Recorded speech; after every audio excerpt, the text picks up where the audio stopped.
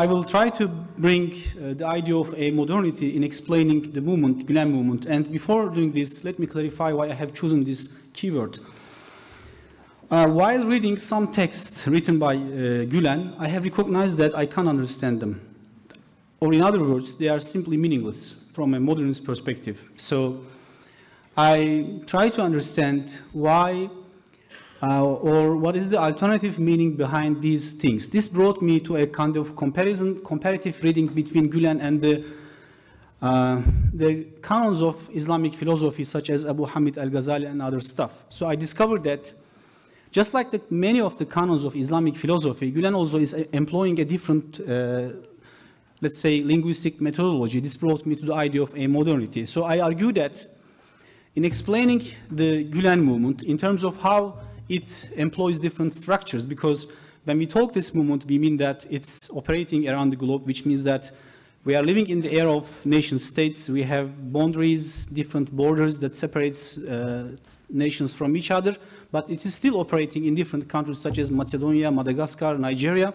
So the first question is how it is possible, how it is effective in such a boundary-based modern state system. The second question is, again, about the idea of a modern, how some non-material ideas such as legitimacy, knowledge, and epistemologic forms are being produced.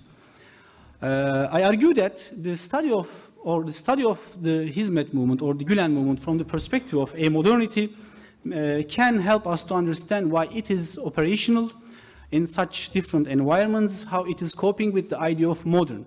The problem about a modern networks of Islam is they were rejected by the modernized elites of Islamic world. So in many Islamic states, including Turkey, we have these radical modernization agendas. So the elites came up with the idea that we no longer recognize them. It was a kind of official rejection, which doesn't necessarily mean that the rejection entailed that they were no longer practically effective. But in the Gulen case, while analyzing how such a movement can be operational in different societies, even though they are, they are separated according to modern boundaries, I find out that the movement operates mainly through these amodern networks. So these modern networks actually is an operational corridor for the movement. Second, they are also a kind of source of security and legitimacy. At this point, I think it is better to ask how does Gulen approach to modernity in general? As I represent him as the representative of a modernity, first of all, there is no direct rejection of modernity, but it is a kind of negotiating with modernity. Negotiation refers that it is not only moral-based criticism. I find out several facts to explain how the modern networks are being employed by the movement, but in the interest of time, I am just focusing 4 of them. The first is security. As we all know, since Bauman, modernity is about these boundaries. The modern notion of security is about these institutions and boundaries. In other words, modernity has an obsessed idea of security which is very linked with the institutional aspect. So it means that the lexicon of modernity is to a large extent defined according to government, state, territory, homeland, so on and so forth. But in this case, the movement, while it acts not according to these prioritized and highly critical boundaries, but through daily life, the movement is never seen as a threat to modernity, which is something very good. It's not risking, but on the other hand, it creates its own security mechanism. Because since it is indifferent to modernity, when you read, for example, Gulen, such institutional aspects as city, civilization, state is never appreciated. It is quite important. We know many Islamic scholars who do not pay attention to the idea of state, but most of them appreciate city and civilization. But in Gulen, interestingly, even such institutional things are not appreciated. In other words, in Gulen's thought, these institutional aspects of modernity, I'm keeping city and civilization far from this, are seen things without ontological nature. So when the movement operates out of these areas, the mechanism of modernity to see it as a kind of security threat is not working. This is something good.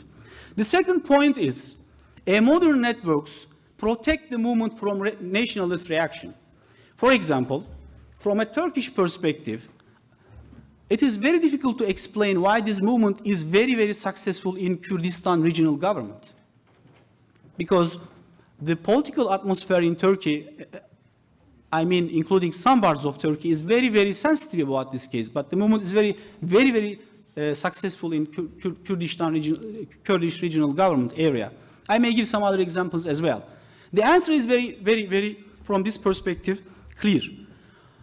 The movement, by again employing these traditional networks, never employs nationalistic discourse. I should refer here to Muhammad Ayub's findings that many Islamic movements are in fact nationalist movements, because they are either product of anti-nationalist struggle or so on and so forth. But when you make a comparative study, you will find out that in many Islamic movements, there is the idea of creating an Islamic state, or at least mainly because of the legacy of colonial rule, the idealism of having our own state, but which means another aspect of modernization.